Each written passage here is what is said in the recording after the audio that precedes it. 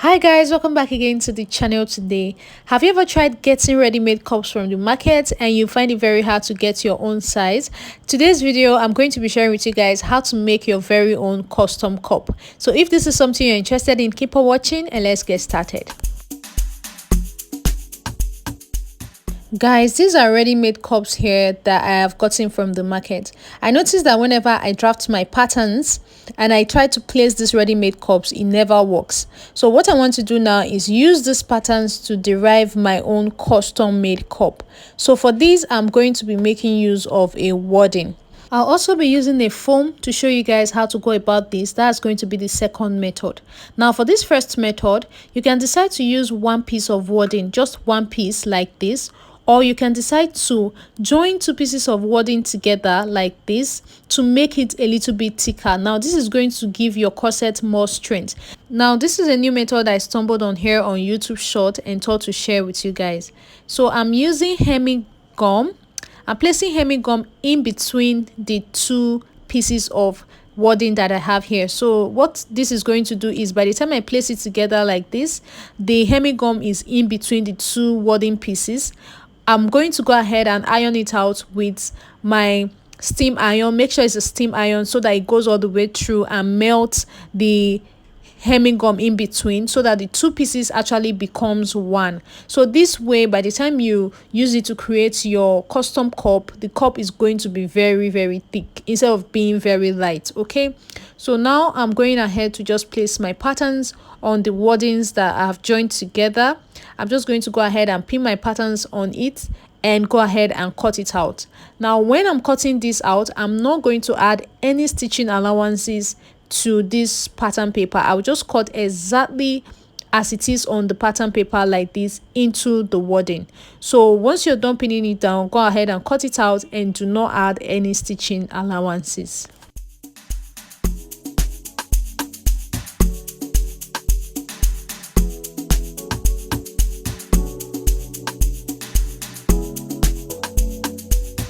So many times that I miss you. So guys, I'm done cutting it out now. As you can see, I am going to go ahead and use this to cut out on the actual fabric that I want to use. Now when it comes to the actual fabric, I'm going to be adding about 1/2 inch stitching allowances all the way around the pattern that I drafted, that I cut out before. As you can see, I am just adding about 1/2 an inch stitching allowance all the way around, so you will need to do the same thing. Now you got way bigger issues. You're running around like you're single. Slow down, only you the ginger, the whole town. Slow it sometime, go out, mountain for your bad make. So guys, these are the actual fabrics and the wadding. We're just going to be working with just one cup here, as you can see. So I'll go ahead and remove my pins and of course remove the pattern papers. I'm going to make sure I align them properly so that I don't make a mistake by stitching the wrong sides together. Sabi girl, no, they do like dog. Animals, they in human form. Body man, nobody like work. But you must hustle if you. Now for these actual fabrics, I just want to go ahead and pin them down before taking them over to the sewing machine, because if I don't do that, it's very easy for me to mix this up. So I'll just go ahead and pin this down on this side. These are the bottom pieces, so I know which side is going towards which side. This is very important for corsets, especially because if you make a mistake here, it's going to actually determine the total outcome of your cup. So guys, once you're done stitching down these parts, that's when I will now add this upper part to the cuffed part. So that will be done on the sewing machine, so let's just leave this aside for now. Let's go ahead and stitch the cups down. Now guys, to stitch down the cup, I am going to be using my zigzag stitch on the sewing machine. So I just place them together. I am not placing them on top of each other, they are just side by side. I'm making sure they are very close to each other, and I'm using my zigzag stitch. So this was why I did not add any stitching allowance earlier. So as you can see, the first set I did was the two bottom pieces, and this is what it looks like here. Now I'm going to add the top to it. I'll just also place it side by side, and I'm going to continue sewing until I get to the end.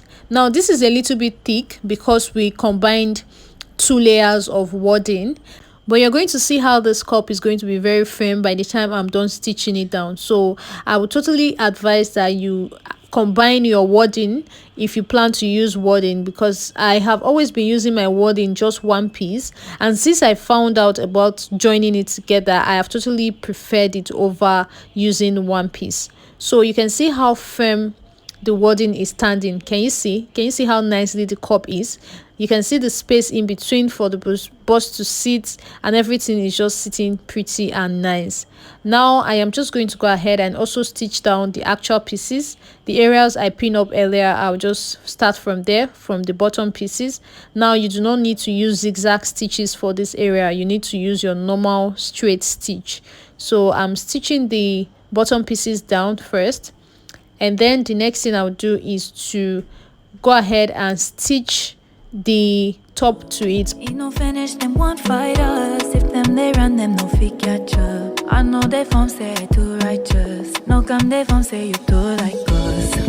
They no get it time, but they hate and they bad energy. Got my mind on my money. Make you dance like broccoli.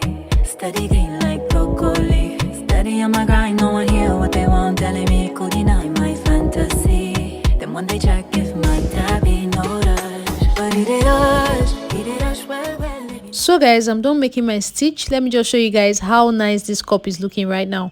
So let me just go ahead and open it. Can you see how nice this looks? I've not even ironed it out yet. Now if you place the wadding that we just made inside, it sits perfectly. So I'm just going to go ahead and iron the seams of this open and show you guys the outcome. So you can see I've ironed the seams open, and you can see how my custom cup is sitting perfectly inside. So this is what it should look like, not a situation where you are using a ready-made cup and it's either bigger than the cup you have or it's smaller. Just take a look at what I have here. So this is my ready-made cup I'm trying to put inside. You can see it's longer here, and again if I turn it over to the other side, you'll notice that the ready-made cup is not very curved, so there's a space here that is not covered. So now that is not something you will experience when you use your custom cup. Now let me show you guys a second method on how to go about this if you do not have a zigzag machine. Now I've gone ahead to cut out my cup pieces again. This time around I cut them out on a foam.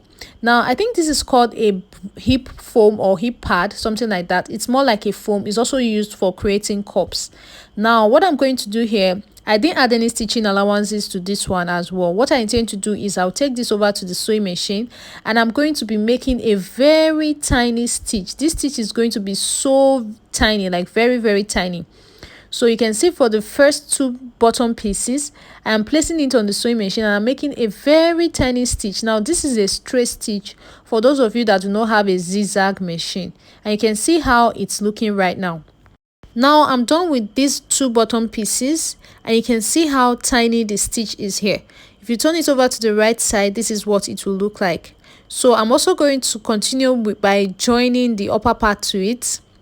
So I'll face it like this, right sides facing each other, and also make a very tiny stitch. This stitch is so tiny, like make it very tiny so that it doesn't really affect the measurement you have. Okay, so I'm done making this stitch, and I will just cut off the tiny excess I have here. You can see how nice the cup is looking. So I went ahead to pin the two cups I just made on my body form, and you can see how nice they look. So this is how to go about creating your own custom cup if you do not find your size of cup in the market. So thank you so much for watching. I'll see you in my next one. Bye.